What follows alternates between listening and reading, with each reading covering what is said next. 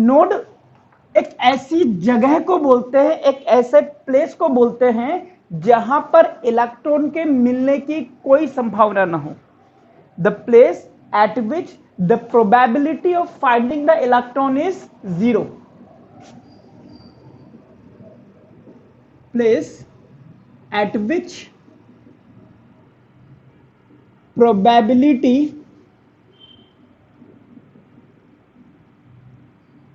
of finding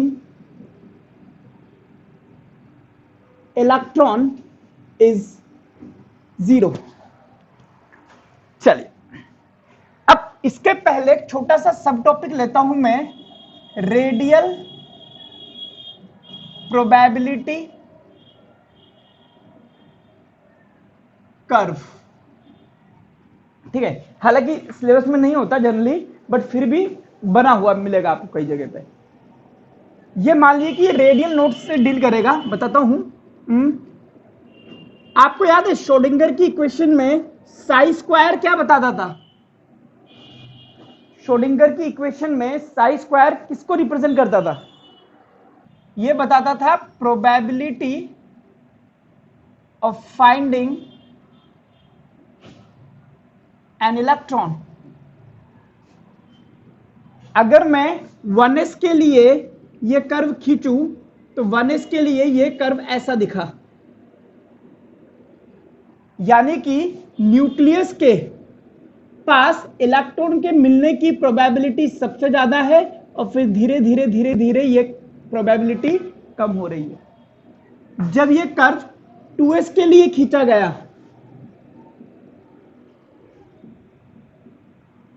तो ये curve ऐसा आया, और यहां पे देखिए probability of finding the electron is almost 0। इस जगह को हम कहते हैं नोड। इसका मतलब 1s और ये हो गया 2s। अब इसका मतलब अगर मैं 3s के लिए ये कर्व खींचूंगा तो ये कर्व ऐसा खींचने को भी मिलेगा आपको, यानी कि एक नोड ये रहा और एक नोड ये रहा, ये 3s 2s 1s।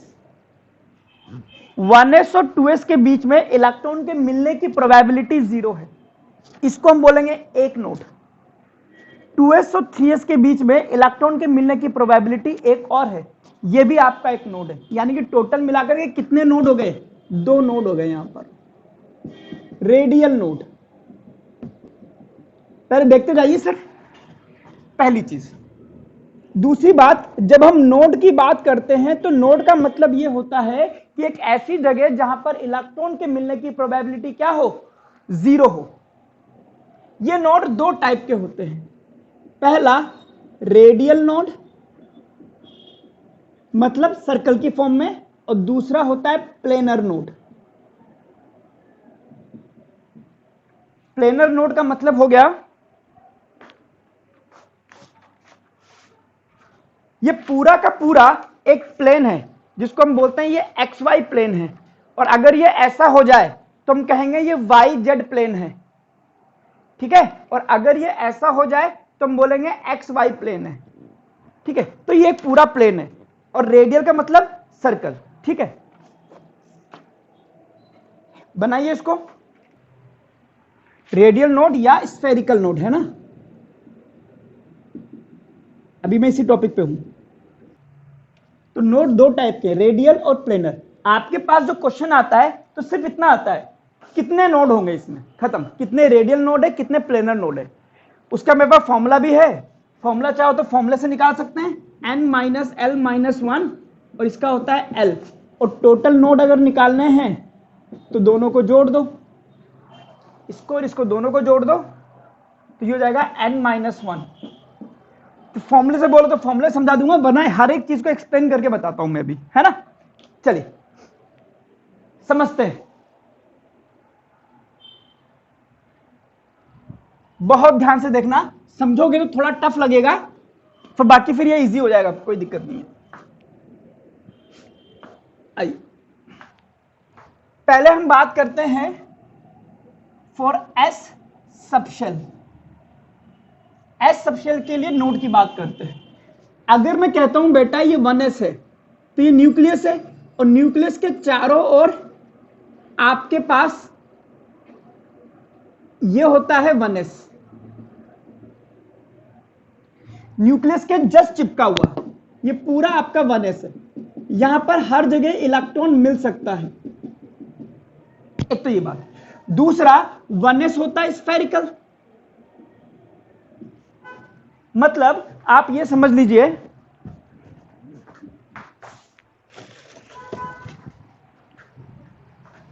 कि ये आपके पास 1s है।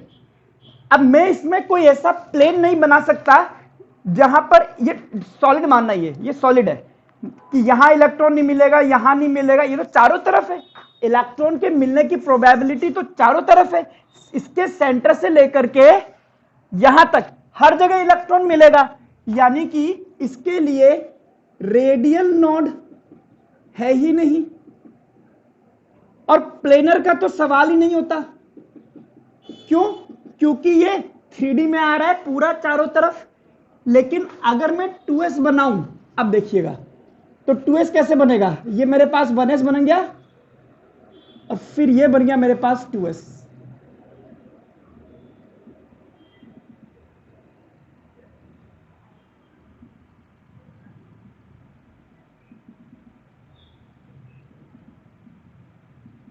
अब देखिए 1s और 2s, इन दोनों के बीच में ये एक स्फेरिकल स्ट्रक्चर निकल कर आई है जहां पर इलेक्ट्रॉन के मिलने की प्रोबेबिलिटी क्या है? 0। और इसी चीज को हमने बनाया था ऐसे कि सेंटर से जब आप चलोगे तो इलेक्ट्रॉन हर जगह मिल सकता है, बट धीरे धीरे इसके मिलने की प्रोबेबिलिटी कम होती जाएगी, और जब आप यहां पहुंच जाएंगे तो यहां पे इलेक्ट्रॉन मिलने की प्रोबेबिलिटी 0 है। तो यहां पर आपके पास रेडियल नोड या स्फेरिकल नोड कितना है? 1। किस किस के बीच में? 1s और 2s के बीच में। लेकिन मैं इसमें कोई प्लेन नहीं बना सकता कि भाई कहां पे इलेक्ट्रॉन नहीं मिलेगा। तो प्लेनर नोड इसमें हमेशा 0 होगा।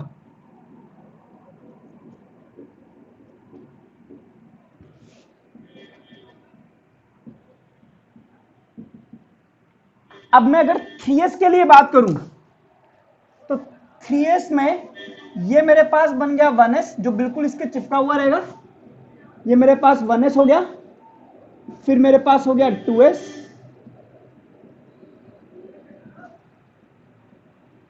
और फिर मेरे पास आ गया 3s।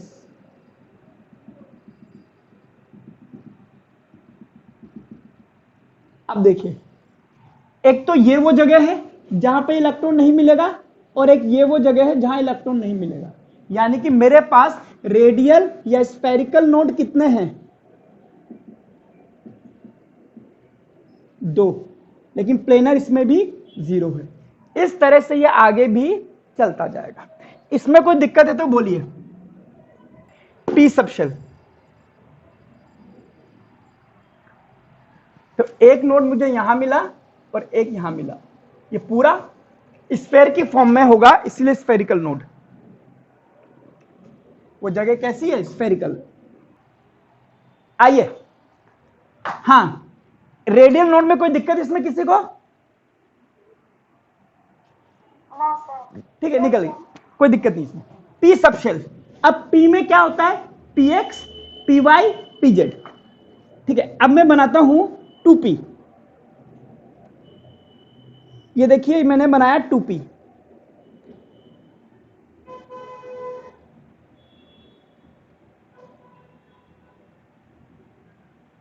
ये न्यूक्लियस, और इस न्यूक्लियस से जस्ट स्टार्ट हो गया, तो इधर की तरफ आपका कोई भी नोड नहीं निकल रहा है। बट अगर ये px बना दूं, बट इसको देखिए, क्या इस वाले प्लेन पे कोई इलेक्ट्रॉन मिलेगा? इस जगह ये इसमें से ऐसा मानिए कि ये ऐसा है और ये ऐसा है, इसके बीच में ऐसा घुसेड़ दिया मैंने।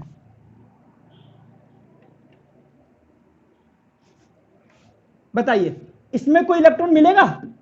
इसमें ये है आपका planar node.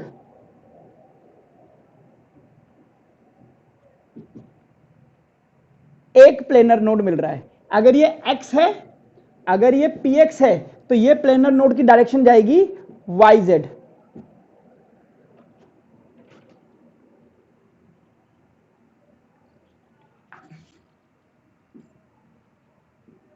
For px yz, for py zx, for pz xy। क्योंकि सोचो, अगर मैं ये ऐसे बना देता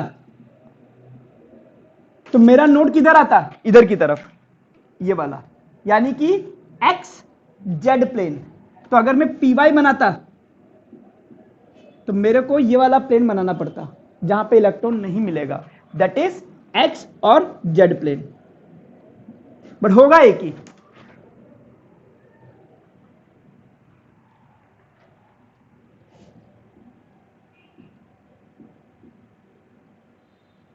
चलिए, ये तो बना दिया मैंने 2p। अब मैं बनाता हूं 3p।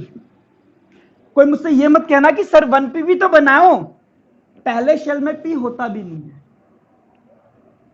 3p बनाता हूं, देखना ध्यान से।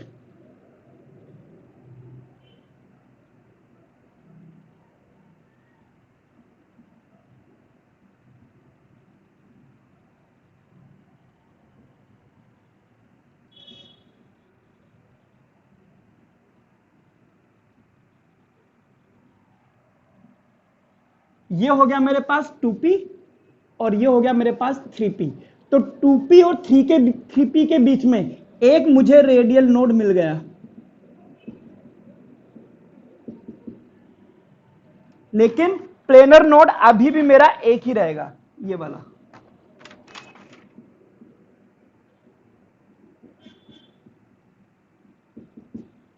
लिख लीजिए। हाँ, ऊपर वाली फिगर में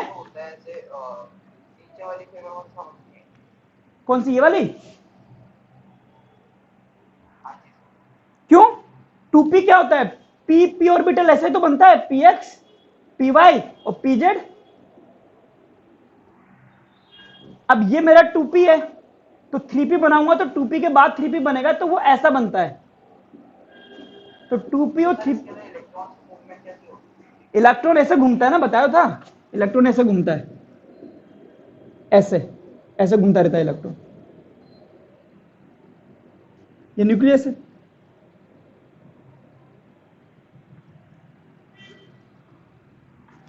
लेकिन अब अगर मैं 4p की तरफ जाऊंगा,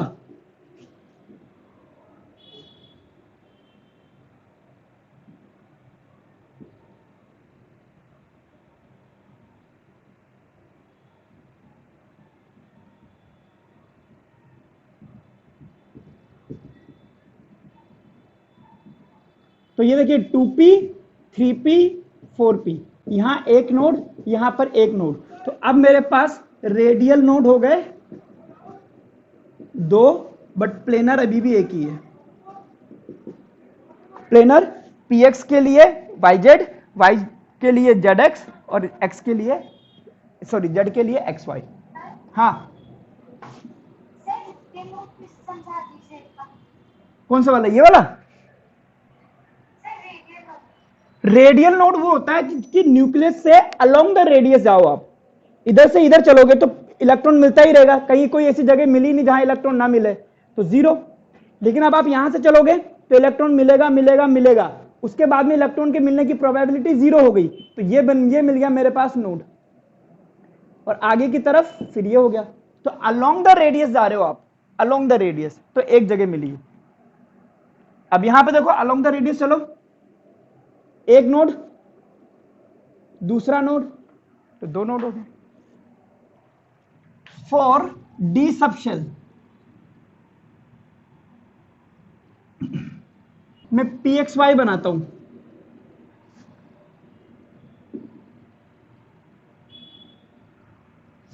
सॉरी dxy, 3D है ना।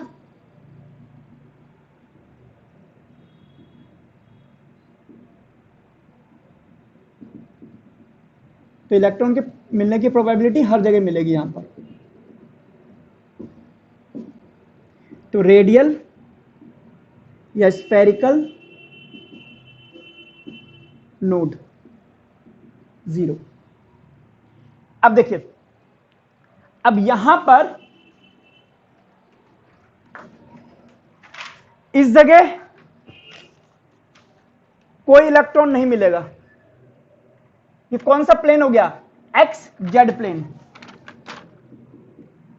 ये वाला, और एक ये वाला एक्स वाई प्लेन। यानी कि मेरे पास दो प्लेनर नोड है।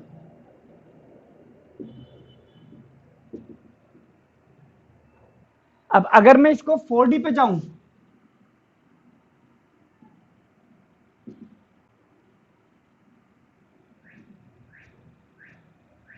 तो 3D,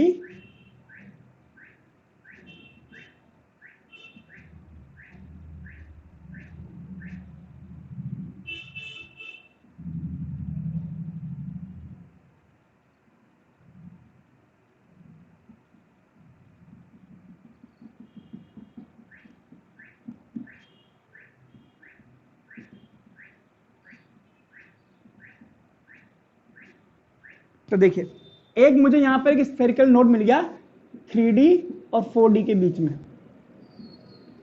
और ये अभी भी दो ही रहेंगे। एक बार उसको रिवाइज कराता हूं दूसरे तरीके से, बना लीजिए इसको पहले। तो स्फेरिकल नोड n-l-1 फॉर्मूला होता है, प्लेनर नोड l, इन दोनों को ऐड कर दो तो टोटल नोड निकलता है n-l। आइए 1s 2s 3s 2p 3s 3p 3d। अब 1s कैसा शुरू होता है? बिल्कुल ऐसे चिपका हुआ शुरू होता है। तो स्फेरिकल नोड इसमें 0 है, प्लेनर तो इसमें मिलेगा ही नहीं, तो इसमें कोई नोड नहीं है। लेकिन 2s आपका ये और ऐसा शुरू होता है, तो एक नोड आपको यहां मिल सकता है, और यहां पर आपके पास प्लेनर तो 0 ही होगा, टोटल एक नोड है। 2p आपका अगर ऐसा शुरू हुआ है तो स्फेरिकल इसमें 0 है, बट ये वाला एक प्लेन आपको मिलेगा, तो एक आपके पास प्लेनर है। 3s 1s 2s 3s, तो एक और एक दो, दो हैं, प्लेनर इसमें मिलने ही नहीं है।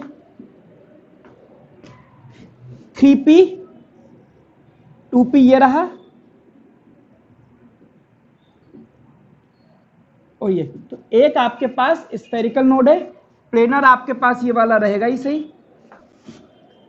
तो ये हो गया आपके पास दो, 3D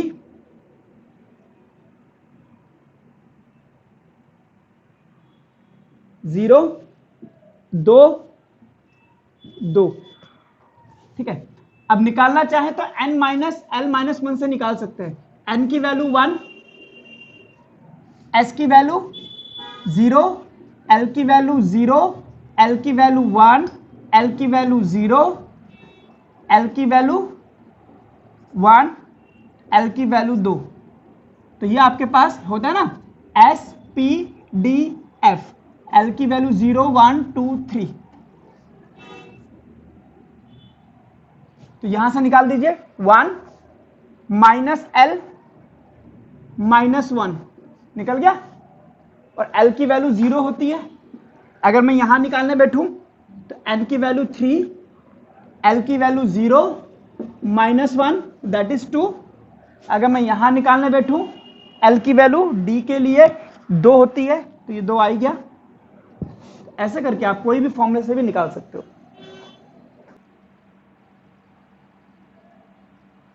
डन।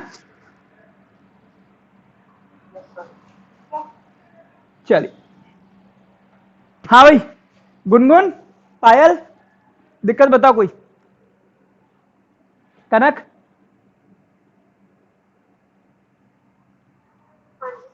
कोई दिक्कत? तनिष्क है? हाँ, लेक्चर तो खैर सबके ही हैं, सिर्फ फोटो इलेक्ट्रिक इफेक्ट के नहीं है। ये वाला भी रिकॉर्ड करके मैं एडिट करूंगा, बट लेक्चर में बहुत ज्यादा डिपेंडेंट मत रहा करो। हाँ, गुडमो, क्या दिक्कत है इसमें?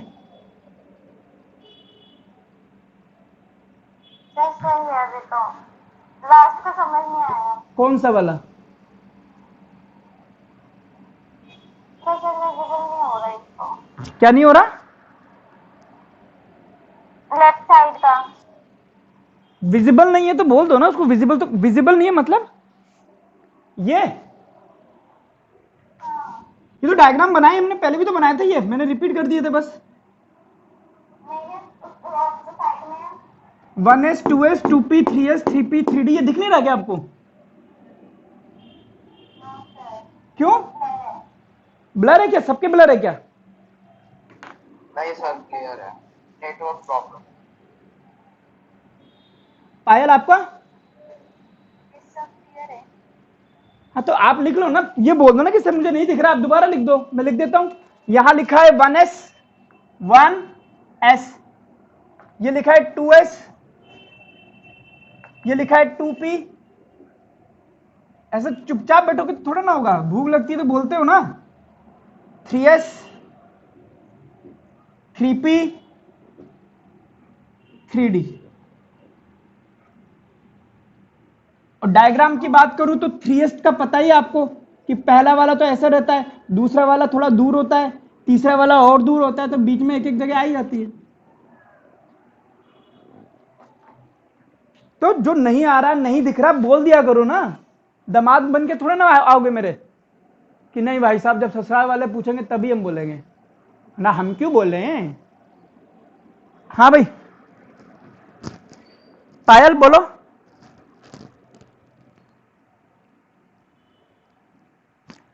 चलिए ठीक, हाँ बोलो।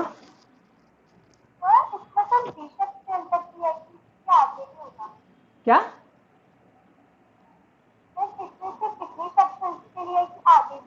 देख बेटा, आगे सबके लिए मैंने आपको एस समझा दिया, पी समझा दिया, डी समझा दिया। एफ की स्ट्रक्चर अभी आइडेंटिफाइड नहीं है तो मैं वहां बात ही नहीं कर रहा। अब ये बोलता है कि आपसे बोलता है 5D में निकालो, 5D में निकालो। तो मुझे पता है 3D 4D 5D। तो 3D और 4D के बीच में एक नोड मिलेगा, 4D 5D के बीच में एक नोड मिलेगा, तो दो तो मेरे पास रेडियल नोड है ही गए। ठीक है, और मुझे अगर स्ट्रक्चर ढंग से पता है तो मेरे को यह भी पता लग जाएगा कि इसमें दो नोड ये वाले भी मिलते हैं, तो दो प्लेनर है, टोटल मिलाकर के 4 नोड है। आपको नहीं सर ऐसे नहीं आएगा मेरे को, तो आप फॉर्मूला लगा के कर लो, फॉर्मूला से खेल लो। n-l-1 रेडियल नोड और l स्फेरिकल नोड। n की वैल्यू क्या है 5, l की वैल्यू d के लिए कितनी होती है 2 -1। देखो 2 आगे स्फेरिकल नोड और l की वैल्यू 2 होती है, तो स्फेरिकल नोड और प्लेनर नोड दोनों आगे, ऐसे निकाल लो।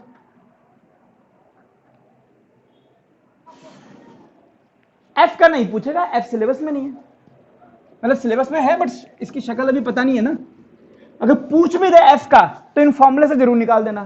क्या आपसे बोले कि f की स्ट्रक्चर नहीं पता है बट स्टिल जितना आपने पढ़ा है उस हिसाब से बताओ कि 4f में कितने प्लेनर नोड होंगे, तो मैं कह दूंगा s p d f 0 1 2 3 3 planar node होने चाहिए कि स्ट्रक्चर की पता ही नहीं, तुक्का है, फॉर्मूले से निकाल दिया हमने।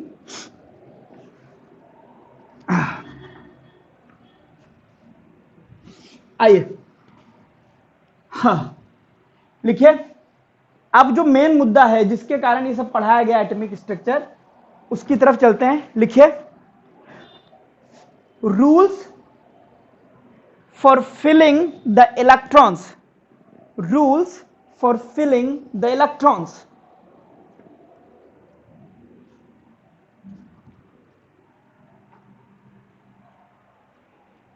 अब हमारे पास 3 रूल दिए गए कि ये जो इलेक्ट्रॉन भरे जाते हैं ऑर्बिटल में, जो इलेक्ट्रॉनिक कॉन्फ़िगरेशन लिखा जाता है, कौन सा इलेक्ट्रॉन कहां पर मिलेगा, वो रूल क्या है।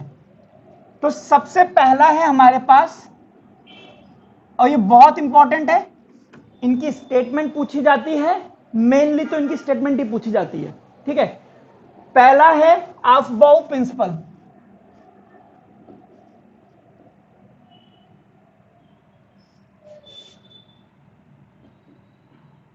दूसरा है Hund's rule of maximum multiplicity,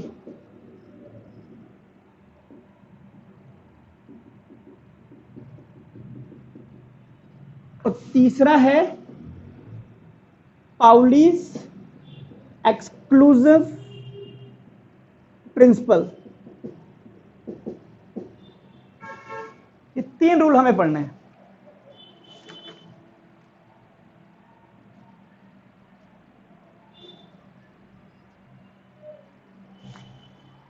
Aufbau principal क्या कहता है, सुनना ध्यान से। अफबाउ कहता है कि हमें यह तो पता है कि किसी एटम के चारों ओर कई सारे शेल, सबशेल, इसमें शेल होता है एस, इसमें एस होता है, पी होता है, इसमें एस होता है, पी होता है, कई सारे होते हैं। अब इलेक्ट्रॉन किस शेल में रहेगा ये कैसे डिसाइड होगा।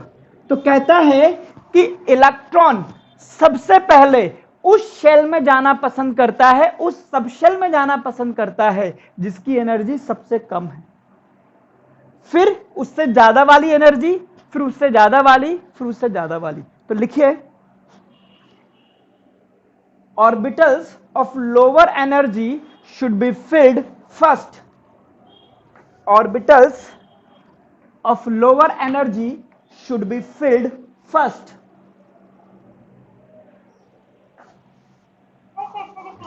Orbitals of lower energy should be filled first.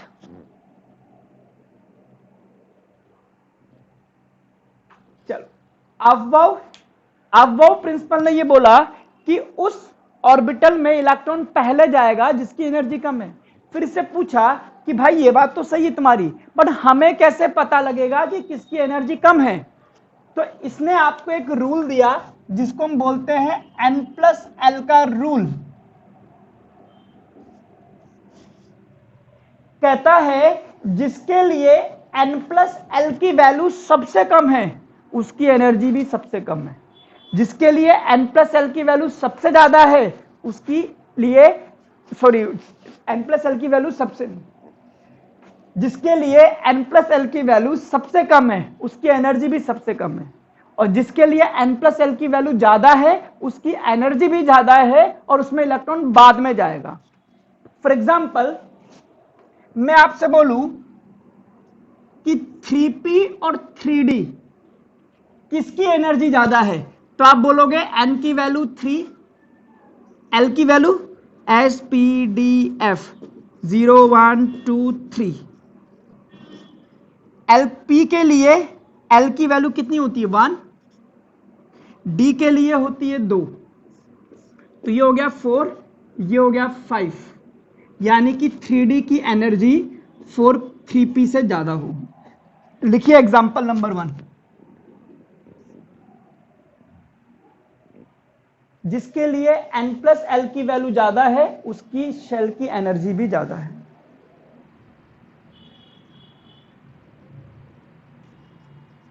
Forces और 3D, अगर मैं बोलूं तो N की वैल्यू 4, 3, L की वैल्यू SPDF 0 1 2 3, L की वैल्यू 0, D के लिए 2, ये कितना हो गया 4, ये कितना हो गया 5, यानी कि 3D की एनर्जी ज्यादा है 4s से, तो 4s पहले भरा जाएगा और 3D बाद में भरा जाएगा। ऐसा नहीं होता कि पहला शेल पहले पूरा भरेगा उसके बाद में दूसरा शेल भरेगा उसके बाद में तीसरा होगा, ये बात याद रखिए। ऐसा नहीं होता कि पहले पहला शेल भरेगा फिर दूसरा भरेगा फिर तीसरा भरेगा फिर चौथा भरेगा। ये देखिए 4s ऑर्बिटल को पहले भरा जाएगा और 3D को खाली छोड़ा जाएगा। ये देखिए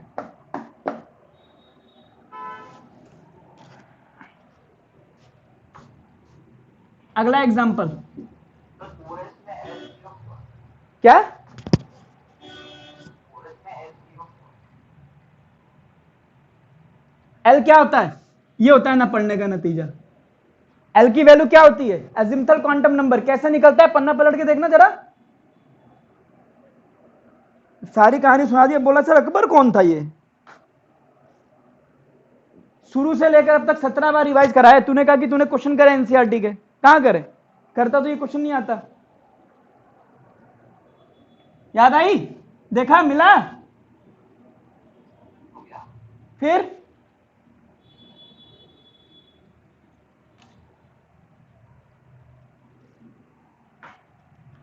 और देखिए,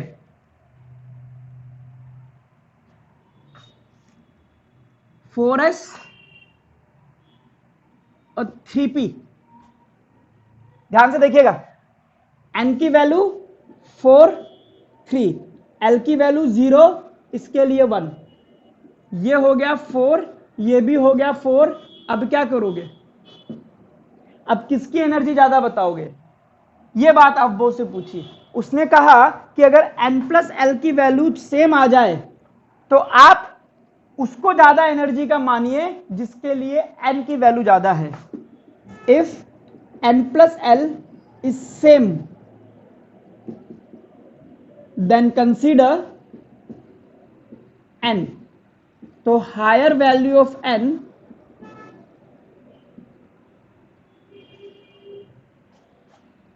ठीक है, इतना ही बहुत है।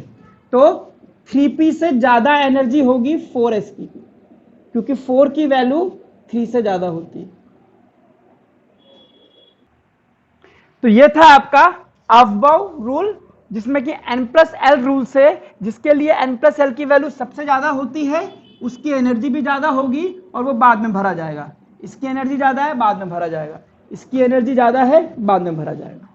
आइए इसकी बात करते हैं, लिख लीजिए सब कुछ, और कोई दिक्कत है तो बोलिए मुझे यहां पर।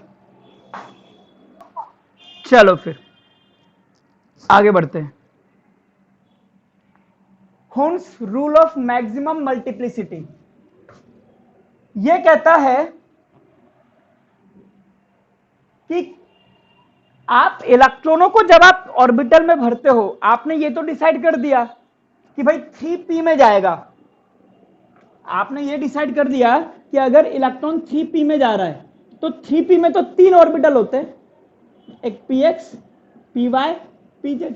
अब इसमें इलेक्ट्रॉन कैसे डालोगे, तो कहता है कि इलेक्ट्रॉन इन ऑर्बिटल में इस हिसाब से जाएंगे कि इनके लिए स्पिन क्वांटम नंबर की वैल्यू मैक्सिमम आ पाए। किसकी, स्पिन क्वांटम नंबर की वैल्यू मैक्सिमम आ पाए। लिखिए इसको,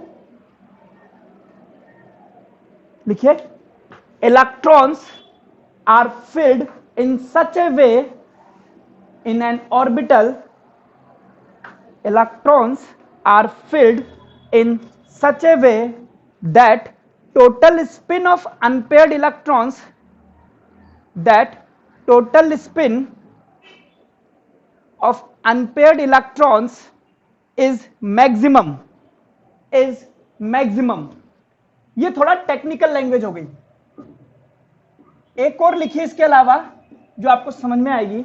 लिखिए, it states that electrons pairing in orbitals cannot occur until each orbital of a given shell, given subshell, of a given subshell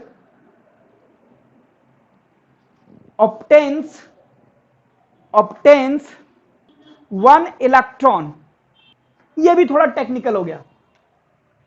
तीसरा लिखिए,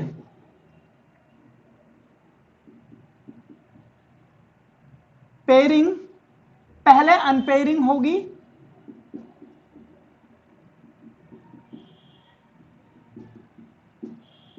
फिर पेयरिंग होगी।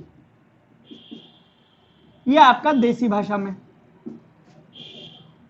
क्या बोलता है, ध्यान से सुनना।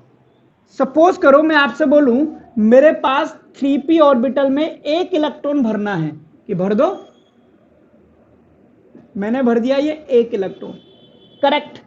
और इसके लिए मैंने स्पिन क्वांटम नंबर की वैल्यू निकाली +1/2 आ गई। लेकिन मेरे पास 3p2, अब जब बारी आती है कि दूसरा इलेक्ट्रॉन भरना है तो मेरे पास दो ऑप्शन है, पहला यहां भर दूं और दूसरा भी यहीं भर दूं, या फिर पहला यहां भर के दूसरा यहां भर दूं। क्या सही है? तो पावली बोलता है कि आप इनको ऐसे भरिए कि s की वैल्यू मैक्सिमम आए। मैंने ठीक है, इसके लिए s निकाला तो एक ऑर्बिटल में दो अपोजिट स्पिन वाले इलेक्ट्रॉन होते हैं। ये पाउलीज का प्रिंसिपल था जो बाद में हम पढ़ेंगे कि एक ऑर्बिटल में दो इलेक्ट्रॉन आप ऐसे नहीं भर सकते, एक क्लॉकवाइज घूमेगा इस तरह से तो एक एंटी क्लॉकवाइज घूमेगा।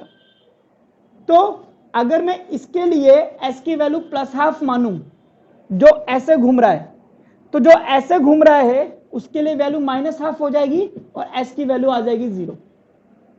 जबकि ये दोनों क्लॉकवाइज घूम रहे तो इसके लिए वैल्यू +1/2 +1/2 दैट इज 1। तो कहता है इलेक्ट्रॉन इस तरह से भरिए कि s की वैल्यू मैक्सिमम आए, यानी कि यह तरीका हमारा सही है और यह तरीका गलत है। इसका मतलब आप दूसरी बात समझिए, पहले अनपेयरिंग हुई, दूसरा इलेक्ट्रॉन इसी में मत डालिए, उसमें डालिए, ये पहले अनपेयरिंग करेगा। सिमिलरली अगर मैं 3p3 की बात करूं तो 3p3 का कॉन्फ़िगरेशन 1 2 3 होगा। और अब मेरे पास जब चौथा इलेक्ट्रॉन डालने की बात आएगी तो पहला यहां जाएगा, दूसरा यहां जाएगा, तीसरा यहां जाएगा। अनपेयरिंग हो गई, अभी भी इलेक्ट्रॉन बचा है, अब पेयरिंग कीजिए और यहां आ जाएगा। तो यह आपके पास एक ही ऑर्बिटल में इलेक्ट्रॉन भरने का तरीका होता है। जब तक सबको एक एक इलेक्ट्रॉन नहीं मिल जाता तब तक आप किसी ऑर्बिटल में दो इलेक्ट्रॉन नहीं डालेंगे। यह है 100 बात की एक बात। चलिए, हाँ, पाउलीज एक्सक्लूजन प्रिंसिपल। पाउली यह कहता है कि जब आप यह कहते हैं कि जो क्वांटम नंबर होते हैं वो किसी भी इलेक्ट्रॉन का एड्रेस होता है, तो आप किन्हीं दो इलेक्ट्रॉन के लिए सेम एड्रेस का यूज नहीं कर सकते। यानी कि एड्रेस को बताने के लिए NLMS की बात करते हो। जैसे मैं आपके और मेरे एड्रेस की बात करता हूं, हम दोनों के एड्रेस में कुछ बातें कॉमन आने वाली हैं। आप इंडिया में रहते हैं, मैं भी इंडिया में रहता हूं। आप दिल्ली में हैं, मैं भी दिल्ली में हूं। आप भी उत्तम नगर में हैं, मैं भी उत्तम नगर में हूं, लेकिन हमारा मकान नंबर अलग अलग है। तो कहने का मतलब कि इन चारों में से कोई ना कोई एक क्वांटम नंबर दो इलेक्ट्रॉन के लिए अलग होगा। All the four quantum number cannot be similar for two different electrons. Write it down.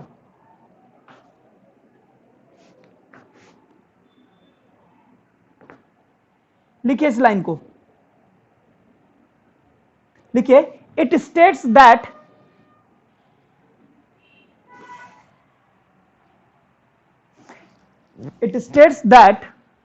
an orbital can have two electrons. An orbital can have two electrons.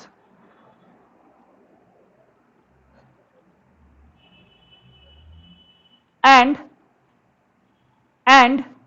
अब यहां पे रुक जाइए, समझिए इस चीज को। मैं कहता हूं मुझे 3p2 का कॉन्फ़िगरेशन लिखना है। आपने कहा लिखो, क्या दिक्कत है? मैंने कहा लिख देते हैं। मैंने कहा यह हो गया मेरे पास 3p2, ठीक है, निकालो। इस वाले इलेक्ट्रॉन के लिए n की वैल्यू 3, l की वैल्यू 1, m मैंने माना ये px है और ये py, ये pz। बताइए px के लिए m की वैल्यू कितनी लिखूं?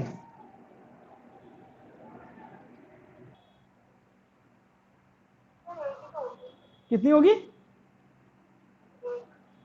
कुछ भी ले लो। अगर l की वैल्यू 1 है तो m की वैल्यू +1, -1 और 0 हो सकती है, यानी कि px, py और pz। pz के लिए 0 फिक्स होता है। अब ये +1 ले लो तो ये -1, ये -1 ले लो तो ये +1, कुछ भी ले लो। अब ये कितनी बार बताया जाए श्रेया? और आपको 0 ही बोलना है, मतलब तुक्के से भी गलती बोला। तो मैंने माना इसकी वैल्यू +1 है, क्लॉकवाइज घूम रहा है, तो s की वैल्यू मैंने +½ मान ली। लेकिन जब मैं दूसरे इलेक्ट्रॉन की बात करूंगा तो n की वैल्यू 3, l इसी की जगह है, तो p के लिए 1 आएगा, x में ही है, तो m की वैल्यू इसके लिए भी +1, और ये भी क्लॉकवाइज घूम रहा है, तो s की वैल्यू +½ आएगी, and hence it is not possible. चारों क्वांटम नंबर इस इलेक्ट्रॉन के लिए सेम आ जाएंगे अगर हमने इस तरह इलेक्ट्रॉनों को भरा।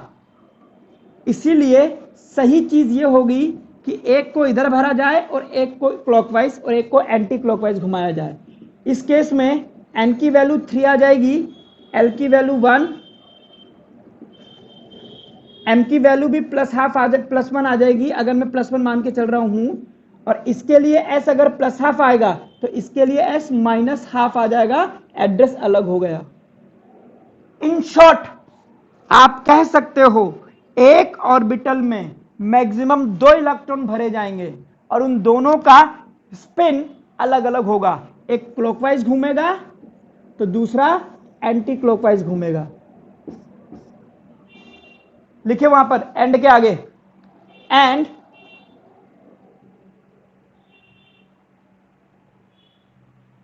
they must have opposite spins. They must have opposite spins. Means no two electrons, means no two electrons can have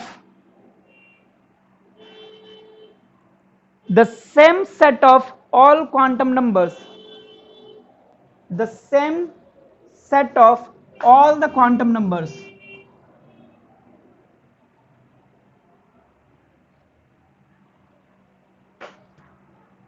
और ये लिख लीजिए एग्जांपल,